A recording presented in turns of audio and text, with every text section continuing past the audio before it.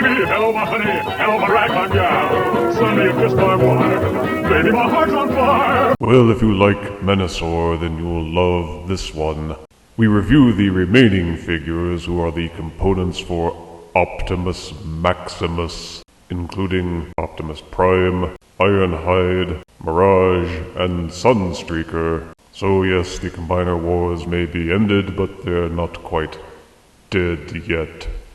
In this review, we will be examining Battle Core Optimus Prime from the Combiner Wars series. This figure is a straight-up repaint of the Optimus Prime Voyager Combiner Wars figure, which is itself a retool of the Motor Master figure. We will be examining this one along with its Wave 4 wave mates of Ironhide, Mirage, Sunstreaker, and Prowl. These 5 figures will combine into the repaint of Menasor. Their combiner figure is named Optimus Maximus. Well, thank heavens its first name wasn't Gluteus. As the Wave 1 Optimus Maximus figure and the Wave 2 Menasor figure has already been extensively reviewed, we will dispense with the details and minutiae on the packaging and simply focus on the figures themselves. You have now seen the package so that you can recognize it in stores and not be fooled by knockoffs. Let us examine the figures and also examine Gluteus Maximus, Optimus Maximus. And here is Battle Core Optimus Prime out of his packaging. As can be plainly seen, this is a straight-up repaint of the Wave 1 Optimus Prime Voyager. The only difference between the two is the color scheme.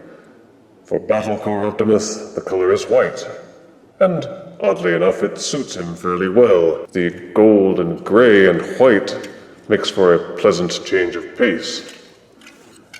The figure shares the same articulation as Optimus Prime and Motor Master. The head will rotate 360 degrees, the shoulder will rotate 360 degrees, and also swivel out on a ratcheted joint.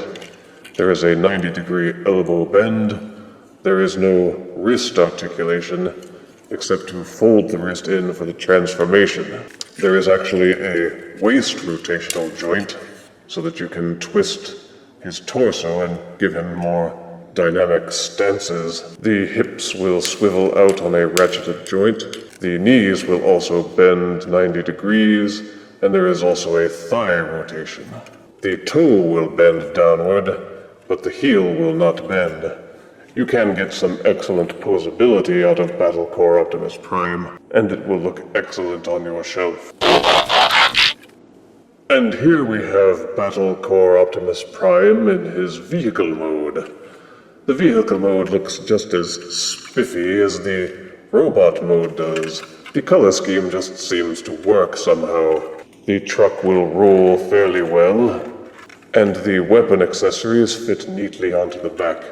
It feels quite solid and holds up very well under normal play. Prowl. This one is a resculpt of the Stunticon Dead End, only there is extensive remolding, a new head sculpt, and black and white color scheme, which makes him kind of look like that First Order Stormtrooper we reviewed a while ago. The packaging shows off the figure well, along with its accessories, and also the comic book that is included in the package, or graphic novel for those of you who want to rationalize the fact that you are still collecting comic books. And here we see Prowl out of package in his robot mode. As with most Combiner War figures, it shares similar articulation. The head will rotate 360 degrees. There is a ball socket bicep. It bends at the elbow. And this mold also has wrist articulation, although the wrist is very heavily ratcheted. Every movement of the wrist will make a satisfying popping sound. It has a full 360-degree waist rotation. It has ball-socketed hips, a thigh swivel, it bends at the knee, and there is no feet. That is a bit of a disappointment, although it is still much better than the Generation 1 figures, where they sometimes wouldn't even bother separating the 2 feet. They just had the robot hopping up and down on 1 foot. That was ridiculous. The paint applications look excellent. As a remold of Dead End, it has a fairly solid robot mode, and somehow it seems to look better as Prowl than it does as Dead End. As a vehicle, he has a very solid mode. Prowl rolls fairly well, even on the dev table. The Dead End / Prowl mode doesn't hold this accessory as neatly as the others do. You can only peg it into the top, and it looks rather silly there. As for the gun accessory, it will plug into the hole on the side of the vehicle and hold it there fairly snugly. You can point it backwards or forwards so that he can shoot whatever is in front of him on the freeway. For size comparison, here is Combiner Wars Prowl next to animated Skywarp. Here he is next to Universe Prowl. And here he is next to animated Prowl. I am not even really going to bother much with Ironhide. He is a remold of the Stunticon Off-Road who nobody really likes anyway. He does make a decent Ironhide / Lumberjack, featuring the same articulation as Off-Road, and his many other deluxe incarnations such as First Aid, Trailbreaker, and Miscellaneous. The color scheme and head sculpt are the major differences. He looks pretty good as a robot. He also looks and rolls fairly well as a vehicle, and he's really easy to transform into a shin.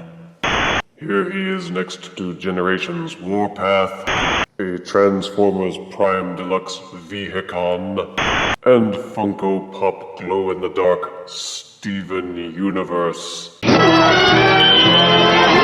And of course there is Deluxe Mirage, the repaint of Stunticon Dragstrip, who actually has a much better paint job. He has a different head sculpt, but that's about the only thing that is different about him. He has all the posability that you would expect out of a Combiner Wars Deluxe, and is an excellent addition to any collection, and also a good standalone deluxe to use for any Frankenstein monster combiners that you wish to make. In vehicle mode, the new paint job really shines through with excellent detailing. He really does look like a Formula Racer car. He's a bit low-slung, so the tires don't roll quite as easily, but still an excellent addition to any Combiner force. Here is Deluxe Combiner Wars Mirage next to Thrilling 30's Whirl. Here is Combiner Wars Deluxe Mirage next to Classics Deluxe Mirage. And here is Deluxe Combiner Wars Mirage next to Lord of the Rings Smeagol.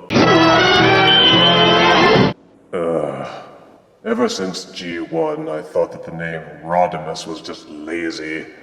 I mean, he replaced Optimus Prime, and his name was Hot Rod. So, let's call him Rodimus. Anywho, this is a remold of the very popular Blackjack Legends figure for the Stunticons. Only this one has been remolded with a new head sculpt to make him look like G1 Rodimus. Only he is also colored red and has a, shall we say, flamboyant paint scheme of yellow flames up and down his sides. Well, anywho, Stupid Namimus looks pretty good as a robot. He shares much of the articulation of the Legends figures. The head will rotate 360 degrees. It has a ball-socketed bicep and will rotate 360 degrees as well. It bends at the elbow. There is no wrist. It does not have any waist articulation, but it does have a ball-socket hip and bends at the knee. The figure has no feet. The figure is identical to Blackjack except for the head sculpt and the color scheme. They even share the same spoiler/axe weapon. Cop Optimus even has a tiny Autobot symbol here, which looks pretty good. And you will have stupid Namimus in his car mode. For weapon storage, the spoiler/axe weapon will plug into these two grooves on the top of the car for the gestalt mode when he is used to form Optimus Maximus's chest. But it will also form the spoiler by placing it backwards into these two grooves on the back of the car. And there you have lazy Rodimus with his spoiler. For size comparison, here is Rodimus next to Blackjack. Here he is next to Transformers Prime Voyager class Dreadwing. And here he is dwarfed by Voyager's Combiner Wars Constructicon Longhaul.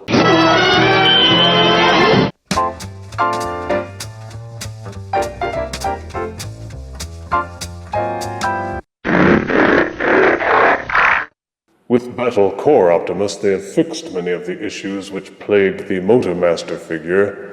The arm sockets peg much better and neatly into the back, and also the leg ratchets are more stable, allowing the figure to stand much more stably than it would otherwise. The configuration is usually a matter of personal preference. I have configured it in the way that I think gives it the most symmetry and stability. But since the Combiner War figures are more or less interchangeable, you can also reconfigure Optimus Maximus with other deluxe figures that share a white scheme so that you can color coordinate things better. For example, here is Optimus Maximus color coordinated with Rook, First Aid, Prowl, and Streetwise. All white, all right. The two weapons will join together to form a combined gun for the figure to hold. Positive aspects of the Battle Core Optimus and Optimus Maximus figure are that they are based on the Stunticon molds and are therefore of excellent quality. The figure set loses some points for being a repaint, and so I give Optimus Maximus 8 out of 10 deaths. Good is more powerful when it is combined, but apparently repaints are also more annoying when combined. If you refuse me, honey, you lose me, then you'll be left alone, oh baby. Tell them all, and tell me I'm your own.